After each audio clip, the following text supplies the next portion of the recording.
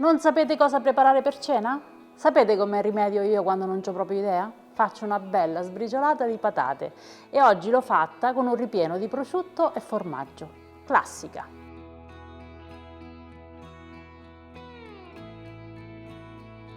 Sbriciolata di patate, che cosa ci servono? Le patate, e queste sono 600 g di patate che ho già lessato. Io solitamente le lesso con la buccia perché in questo modo assorbono meno acqua. Oppure un altro metodo è quello di cuocerle in microonde. Allora, schiacciamole. Io utilizzo uno schiacciapatate, però se volete potete anche sbucciarle e schiacciarle con la forchetta. Lo schiacciapatate è comodo perché allo stesso tempo schiaccio e sbuccio.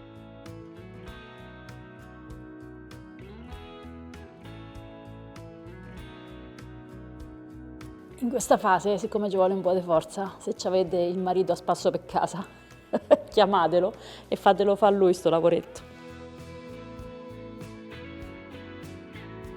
Ok. A questo punto aggiungiamo un uovo, il sale, se volete anche un pizzico di pepe, però io solitamente non lo metto. Poi aggiungiamo 40 g di formaggio grattugiato e diamo una prima mescolata con la forchetta.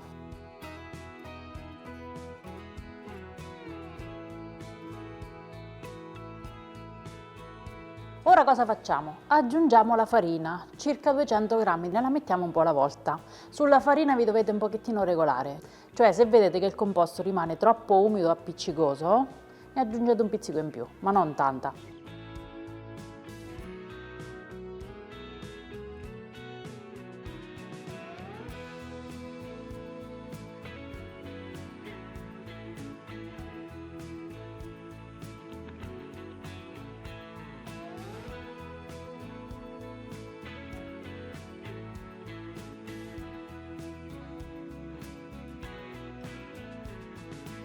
Continuo a mescolare con le mani per far assorbire bene tutta la farina.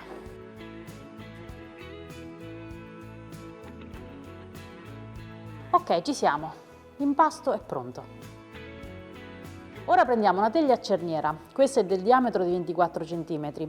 Ho messo un disco di cartaforno sul fondo e ho imburrato i lati. Che facciamo? Mettiamo metà dell'impasto all'interno.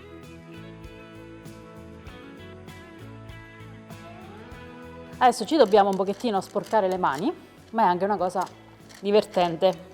Se volete potete anche utilizzare un cucchiaio leggermente unto per allargare la base, però con le mani secondo me fate prima. E creiamo un leggero rialzo, un leggero bordo, perché andiamo a mettere il ripieno.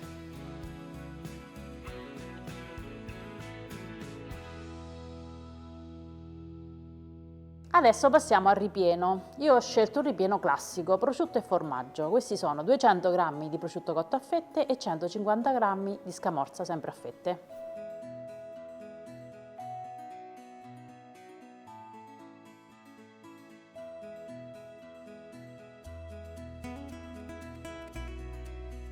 Sistemo per bene le fette sopra la base, tenendomi a 1 centimetro circa dal bordo, e metto quindi prima il prosciutto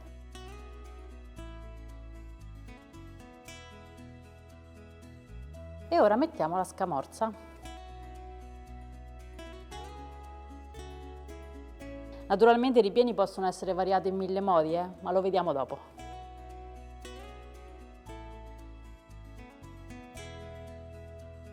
E ora è arrivato il momento di dar forma alla nostra sbriciolata e quindi di fare tanti fiocchetti di patate. Per lavorare meglio vi consiglio di ungervi un pochettino le mani con l'olio, come faccio io. Poi prendete un po' di impasto e lo fate cadere sopra al nostro ripieno e facciamo la copertura, tutta a fiocchetti.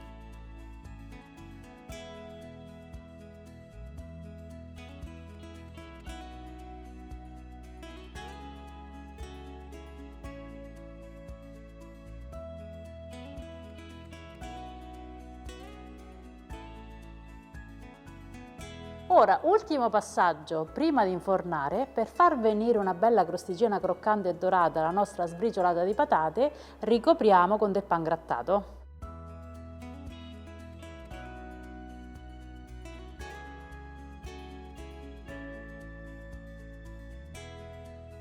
Mettiamo un filo d'olio,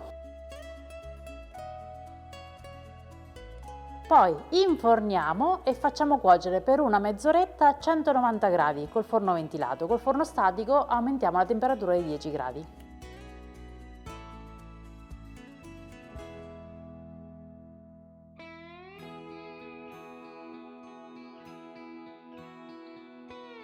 Ed eccola qua. Adesso la lascio leggermente intiepidire prima di toglierla dallo stampo, altrimenti c'è il rischio che la rompa.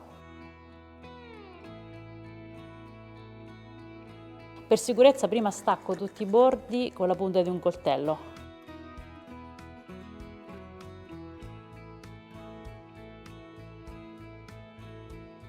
Ok. Togliamo l'anello.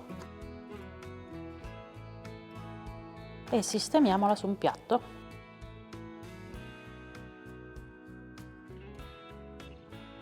Come avete visto è una torta molto semplice da preparare.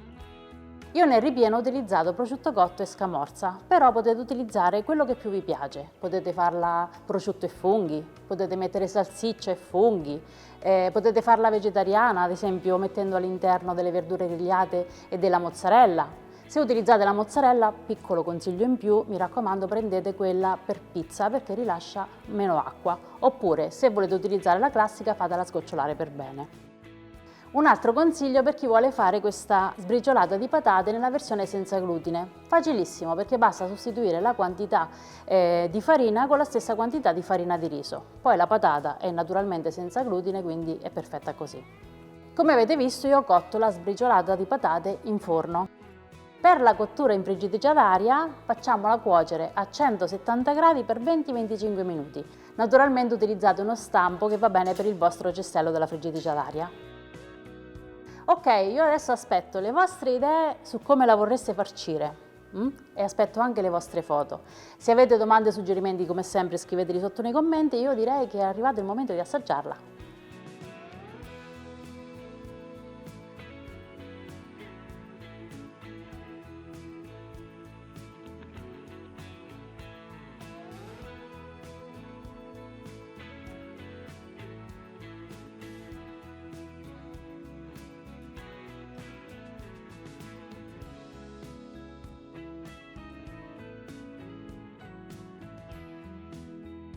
È buona perché è croccantina fuori e filante e cremosa dentro.